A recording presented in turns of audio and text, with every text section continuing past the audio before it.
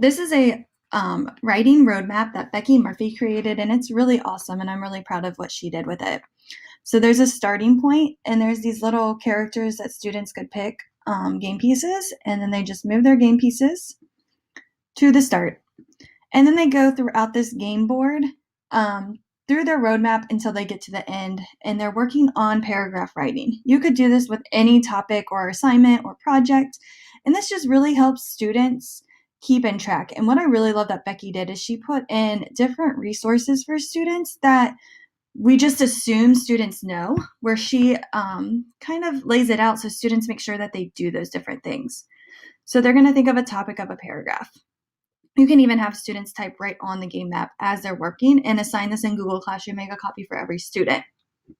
They're going to brainstorm ideas. Again, students could hyperlink a Google Doc with what they brainstormed, a Jamboard, whatever they want to, a Google Slide with different ideas, or they could do it on paper. That could be up to you or your students. You could give them some choices there. The next one allows students some resources on creating a hook for their topic. And there's different Google Docs. There is a YouTube video here. And so there's just resources for students to get an understanding of what a topic sentence is. There's one modeled for them in this resource, and it just helps them be more independent. Then there's some resources on creating a thesis. These are all video resources. Then they're going to begin to write their 3 sentences.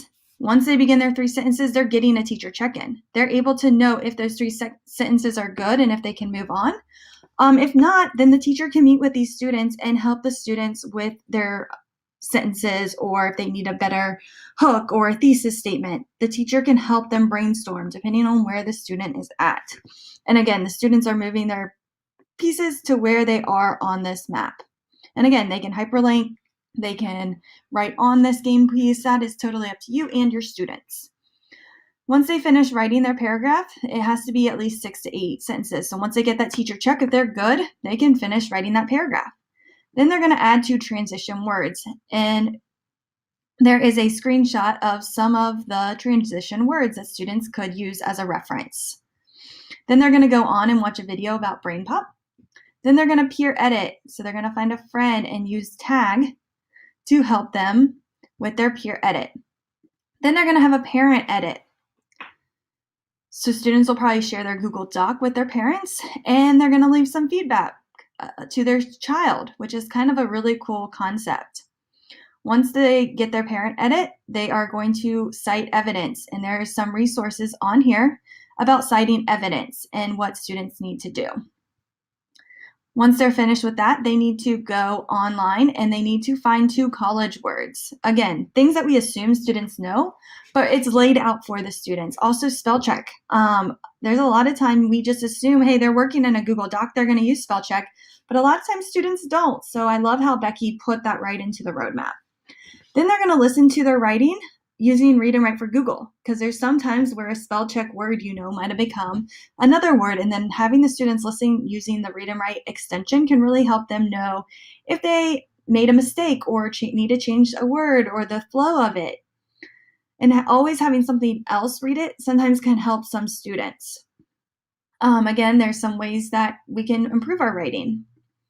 They're going to sketch ideas and add elaboration. So there's a nice little kind of graphic here to help students with that piece. Then they're going to do another teacher check-in. If you feel that you might need to add more teacher check-ins, feel free to add some teacher check-ins throughout the game piece. You can modify this as much as you need for your students. You could also maybe have a couple students need more assistance, so you might add more check-ins for those students, and that's completely okay. Then they're going to edit their closing sentence.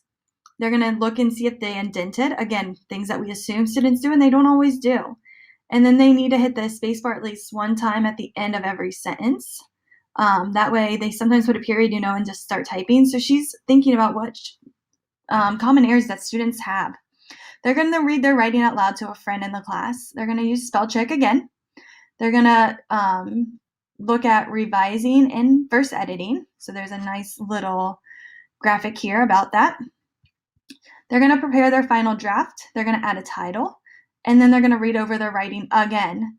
And then they need to write their name, they need to turn in their final check, and the end. So again, you could add or take away teacher check-ins, any of these activities, but I just love how easy this activity is for students, and it provides them with resources, and it allows them to think about things that they might not have on their own.